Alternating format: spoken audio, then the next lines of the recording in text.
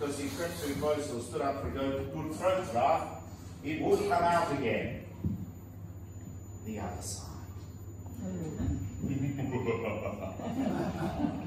Is that scary? You scared? You guys, you were so scared. I've been practicing too.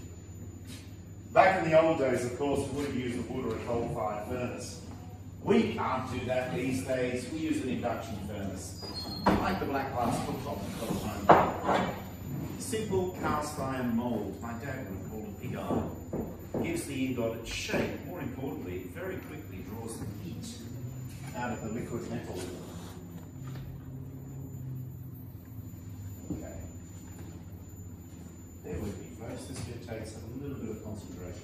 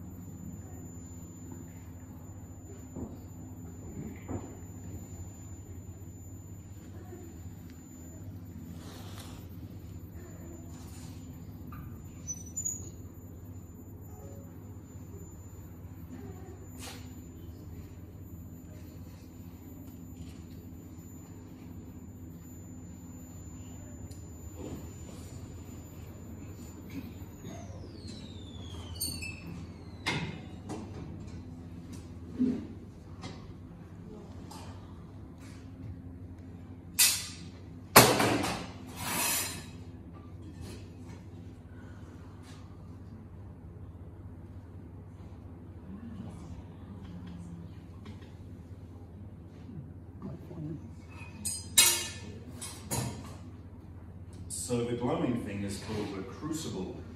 Here's one. It's made of graphite, which is of course carbon, clay, and a small amount of silicon. That can bear 2,000 degrees Celsius. The trade-off is not that much stronger in a biscuit. The final smelt, or purification of the gold that you just witnessed, really is a simple process.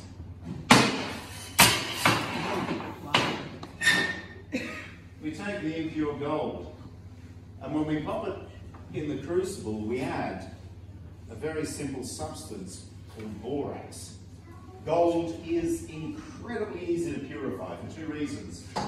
It is incredibly dense, it is incredibly heavy, so as it melts, it sinks. As it sinks, anything that isn't as dense and heavy as gold, which is the vast percentage of the rest of the known universe apparently, simply floats to the surface, more or less the same way that cream floats on top of milk. Now the borax is very, very fine. As that rises up, it absorbs the vast majority of the rest of the impurities. That floats above the gold then. Just like when you accidentally boil milk in a saucepan, no matter what you do, you are guaranteed to get that truly disgusting protein skin on top, like the worst made cafe latte in the galaxy. If you are very, very careful when you boil milk, you can get the truly disgusting protein skin to stick to the side of the saucepan. In this case, anything that isn't gold sticks to the side of the crucible, doesn't end up in the gold bar. It is, however, still a bit warm.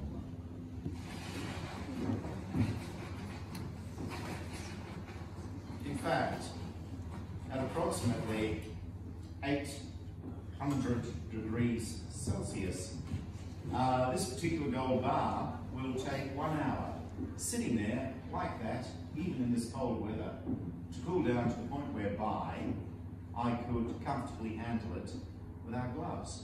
Why so long? Because gold has a low emissivity. It's really not terribly good at radiating heat. It's very good at conducting heat, which is a slightly different thing. But it needs something more substantial than air to conduct to, like a large body of water. And hopefully, by the time I've popped the crucible away in the furnace,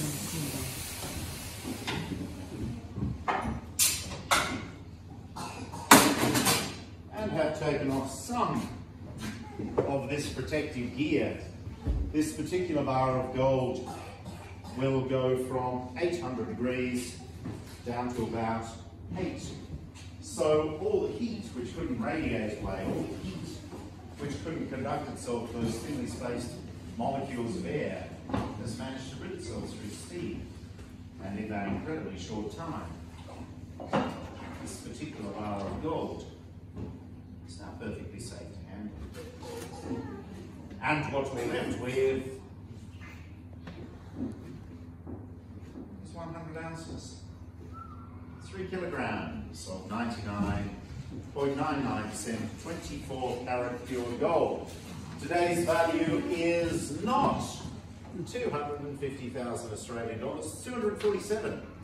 So it's come down a bit, which is probably a good thing. It means the world is thinking it's safer by a tiny amount.